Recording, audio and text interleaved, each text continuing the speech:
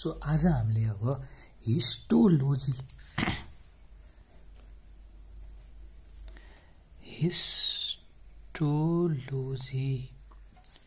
Of GI ट्र्याक्ट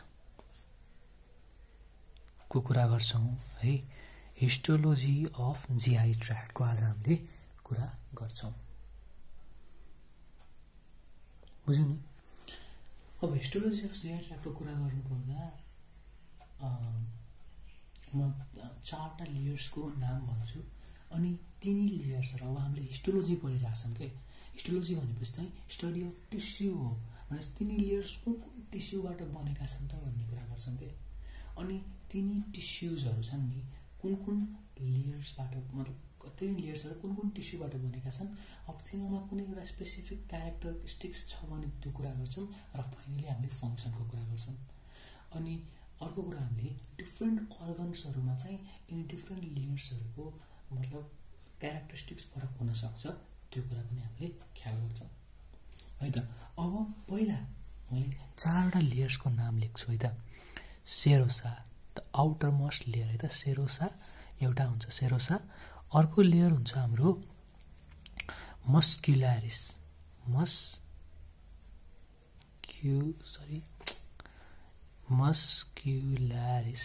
हुन्छ। यसलाई मस्क्युलारिस externa पनि भन्छौं। पछि इन्टर्ना भन्ने लेयर पनि हुन्छ त्यही भएर।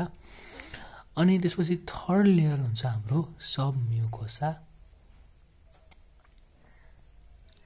र फाइनली फोर्थ लेयर हुन्छ हाम्रो म्युकोसा हो। यो म्युकोसा छ नि यो म्युकोसाको चाहिँ अझै तीनटा लेयरमा विभाजित हुन्छ। म्युकोसा चाहिँ अझै तीनटा लेयरमा विभाजित हुन्छ के। अझै तीनटा लेयरमा विभाजित हुन्छ के म्युकोसा भन्ने चाहिँ। एउटा लेयर छ मस्कुलारिस इन्टर्ना पनि भन्छ या मस्कुलारिस म्युकोसे पनि भनेर हुन्छ। अनि अर्को लेयर छ हाम्रो मस्कुलारिस इन्टर्ना अनि अर्को लेयर छ हाम्रो ल्यामिना प्रोप्रिया र फाइनली हाम्रो लेयर छ अर्को म्युकोजल एपिथेलियम। अब यिनी लेयर्सहरुको हामीले कुरा गर्छौं है। यिनी लेयर्सहरुको हामीले कुरा गर्छौं है। यिनी लेयर्सहरुको कुरा हामीले गर्छौं हैन। यिनी लेयर्सहरुको कुरा हामीले गर्छौं। सबै अर्गन्सको लागि के स्पेसिफिक कुराहरु छ भने पनि हामी डिस्कस गर्छौं। पहिला हामी सेरोसाबाट स्टार्ट गरौँ है त। सेरोसाबाट स्टार्ट गरौँ। अब सेरोसा भनेको त के हो त एउटा आउटर मोस्ट लेयर हो। अब यस्तो हुन्छ अब इसोफेगसमा सेरोसा हुँदैन। फेरि इसोफेगसमा सेरोसा नभएर के हुन्छ भन्छ भने चाहिँ फाइब्रस कोट प्रेजेन्ट हुन्छ। के हुन्छ फाइब्रस कोट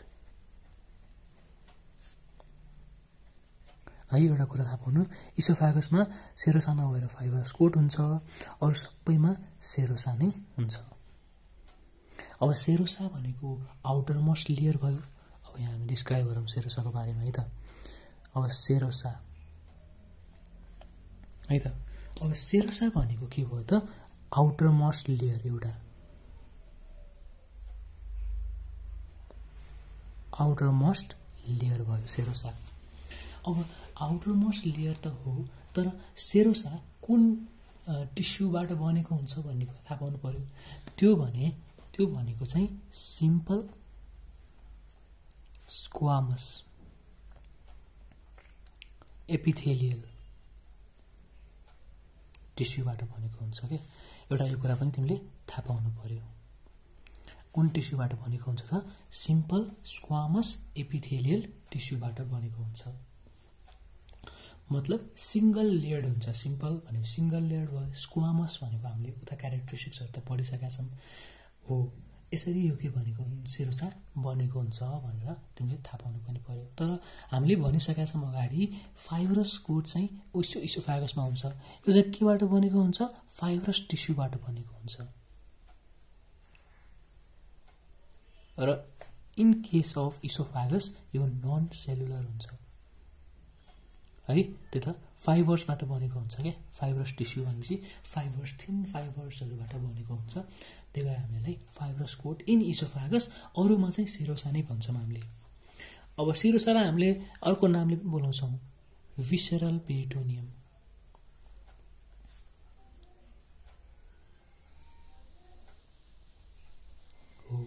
अब यता सुन है, म एउटा सानो कुरा भन्छु तिमीलाई।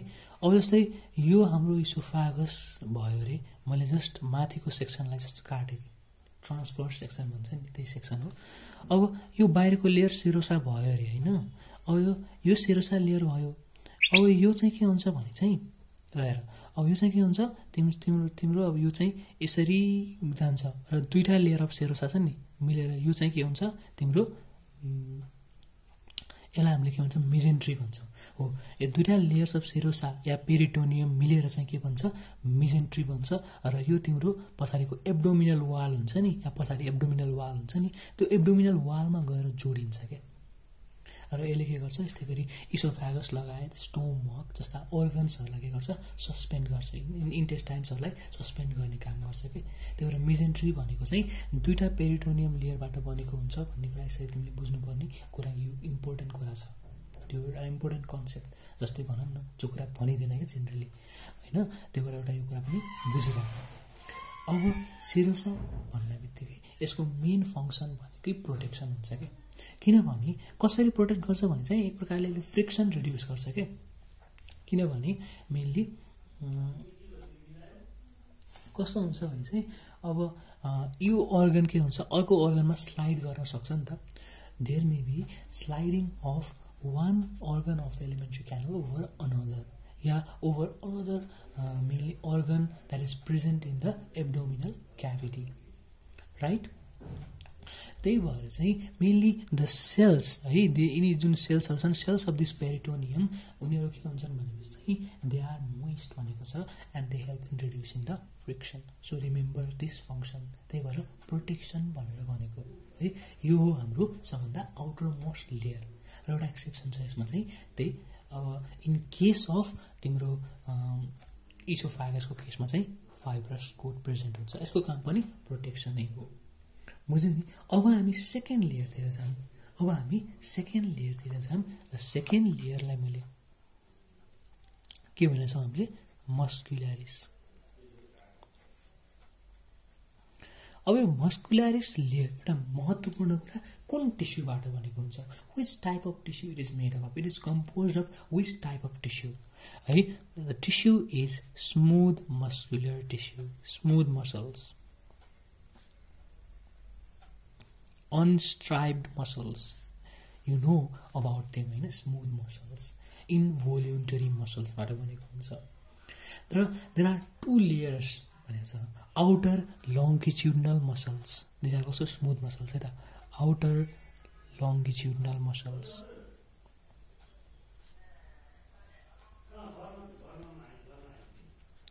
and inner circular muscles। अब यस्तो हुन्छ, जस्तै यो के भयो त, मानव सिलिन्ड्रिकल भयो अरे एक प्रकारले, यो इसोफागस हो अरे होइन। अब सर्कुलर मसल भनेको यसरी प्रेजेन्ट हुने कुरा भयो अरे, यसरी मतलब मसल फाइबर्सहरू यसरी यसरी यसरी यसरी यसरी यसरी यसरी अरेन्ज गरेर सर्कल जस्तो सर्कुलर फर्म स्ट्रक्चर फर्म गर्छन् मसल फाइबर्सहरू, यसरी अरेन्ज हुन्छन्। लङ्जिट्युडनल मसल भनेको चाहिँ यसरी अलोङ द लेन्थ, यसरी यसरी यसरी यसरी यसरी फाइबर्सहरू चाहिँ यसरी यसरी यसरी यसरी यसरी यसरी यसरी यसरी बसेका हुन्छन् कि। एउटा यो कुरा बुझ्न पनि एकदम जरुरी छ, बुझ्यौ नि। र यिनी दुईटा आउटर लङ्जिट्युडनल मसल र इनर सर्कुलर मसलको बिचमा एउटा नर्भ प्लेक्सस हुन्छ। एउटा नयाँ टर्म आयो यहाँ चाहिँ, नर्भ प्लेक्सस है, नर्भ प्लेक्सस। नर्भ प्लेक्सस भनेको के त? Nerve plexus generally nerve plexus भनेको चाहिँ के हो त? जेनरल डेफिनेसन भन्ने बेलामा चाहिँ it is a branching network of intersecting nerves भनेर भनिरहेको हुन्छ। के भनिरहेको हुन्छ त भने चाहिँ ब्रान्चिङ नेटवर्क अफ हैन इन्टरसेक्टिङ नर्भ्स हैन। एक प्रकारले तिमीले कसरी बुझ्न सक्छौ, जालो के जाली हुन्छ नि, जाली हो, त्यो जाली जसरी फैलिया हुन्छन् के नर्भ प्लेक्ससहरू चाहिँ हो। यो नर्भ प्लेक्सस एउटा नर्भ प्लेक्सस प्रेजेन्ट हुन्छ यहाँ चाहिँ हैन, in between the outer longitudinal muscles and inner circular muscles. मैले भने नि आउटर लङ्गिट्युडिनल मसल र इनर सर्कुलर मसलको बिचमा एउटा नर्भ प्लेक्सस हुन्छ। त्यो नर्भ प्लेक्ससको नाम हो मायोन्टेरिक नर्भ प्लेक्सस और रुकाई लेख्दैछु, प्लेक्सस और एर्बाक्स प्लेक्सस। मायोन्टेरिक प्लेक्सस और एर्बाक्स प्लेक्सस भनेर हामीले भनेर हुन्छौँ। यो कुरा चाहिँ ध्यान दिनुपर्ने कुरा हो, राइट, एकदम ध्यान दिनुपर्ने कुरा हो। अब यो नर्भ प्लेक्ससले के गर्छ त है, नर्भ प्लेक्ससको काम भनेको नर्भ सिग्नल ल्याउने, नर्भ फाइबर्सहरूको काम के हो त नर्भ सिग्नल्सहरू ल्याउने होइन त हो। नर्भ सिग्नल्सहरूलाई के गर्छ त भने चाहिँ यिनी मसल्सहरूसँग पुर्याउँछ र मसल्सहरूको कन्ट्र्याक्सन र रिल्याक्सेसनलाई कन्ट्रोल गर्ने काम गर्छ क्या यसले चाहिँ है। त्यही भएर मेनली अब द फङ्सन अफ द यो लेयर मस्कुलर लेयरको फङ्सन भनेको के रहेछ त मेनली हेल्प इन पेरिस्टाल्सिस।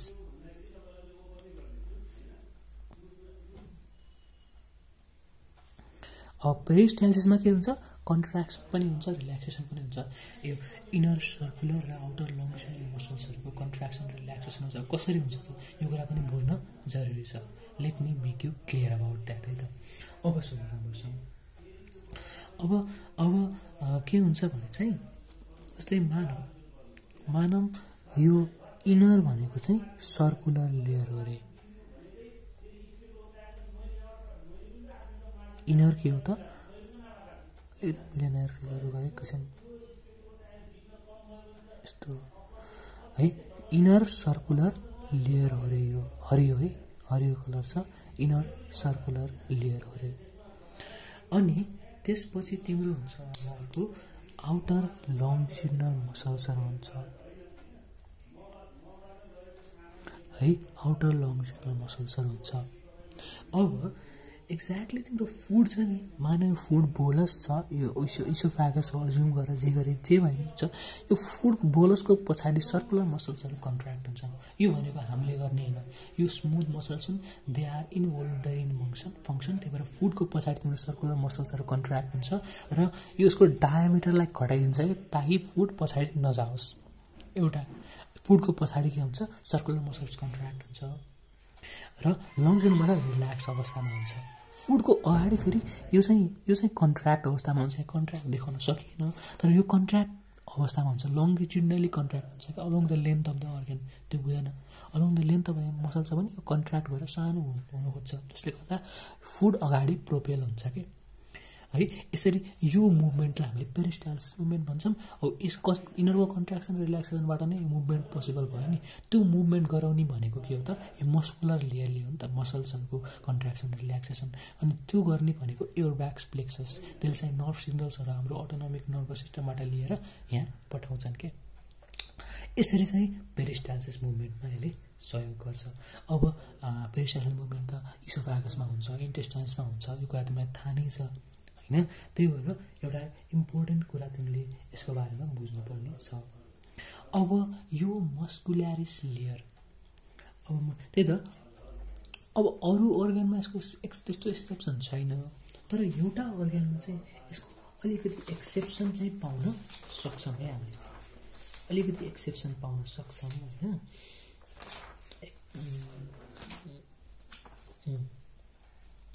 के छ भने चाहिँ अब स्टोमक छ नि, स्टोमकमा के हुन्छ भने चाहिँ आउटर लङ्गिट्युडिनल मसल हुन्छ, त्यो चाहिँ मिडलमा चाहिँ मिडल सर्कुलर मसल हुन्छ क्या।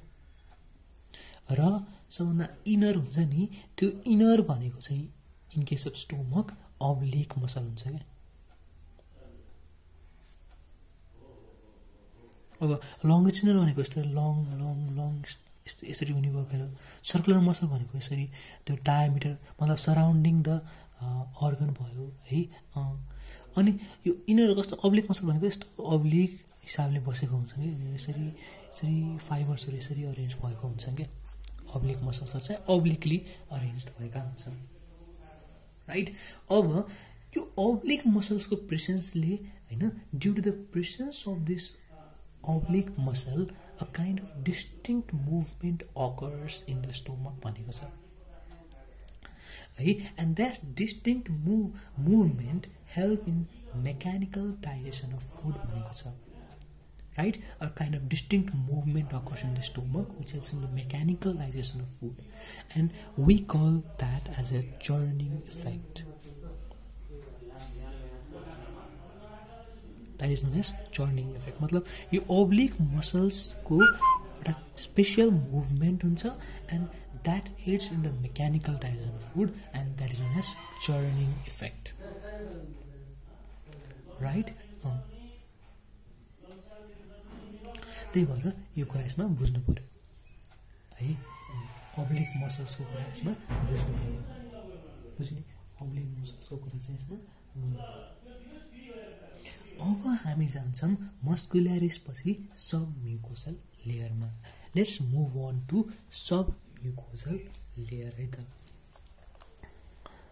सब म्युकोसल लेयर अब सब म्युकोजल लेयरको कुरा गर्ने हो भने सब म्युकोजल लेयरको कुरा गर्ने हो भने अब हामीले सुरुमा के गर्छौँ यो कुन टिस्युबाट बनेको छ त भन्ने कुरा गर्छौँ चाहिँ लुज कनेक्टिभ टिस्युबाट बनेको हुन्छ it is composed of this kinds of tissue र सब म्युकोजल layer it consists of many structures like blood vessels, nerve fibers, and fat globules, and lymphoid structures.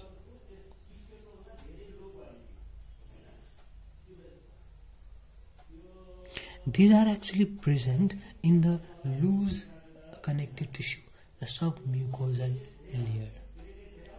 These are also present.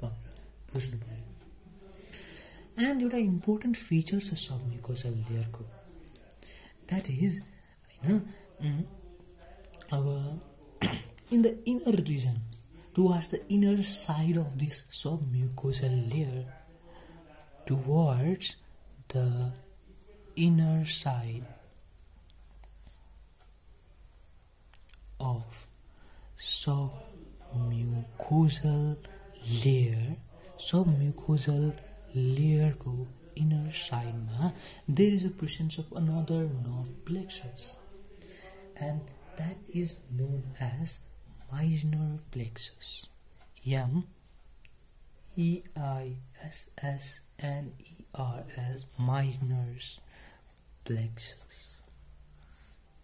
There is a presence of another nerve plexus in the inner side of mucosal layer that is called Meissner's plexus.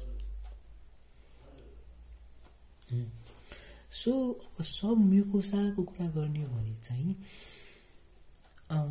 In case of oesophagus र small इन्टेस्टाइनमा चाहिँ हल्का exception जस्तो छ because generally सब म्युकोसल लेयरमा चाहिँ ग्ल्यान्ड्सहरू present हुँदैन generally ग्ल्यान्ड्सहरू चाहिँ तिम्रो म्युकोसल लेयरमा प्रेजेन्ट हुन्छ बट इन केस अफ इसोफागस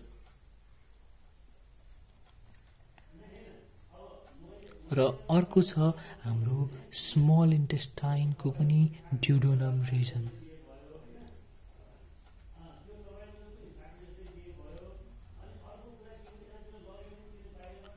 अब ग्ल्यान्ड्स आर प्रेजेन्ट इन इसोफागसको केसमा कुरा गर्ने हो भने चाहिँ कुन ग्ल्यान्ड प्रेजेन्ट हुन्छ mucus secreting glands or mucus glands, simply mucus secreting glands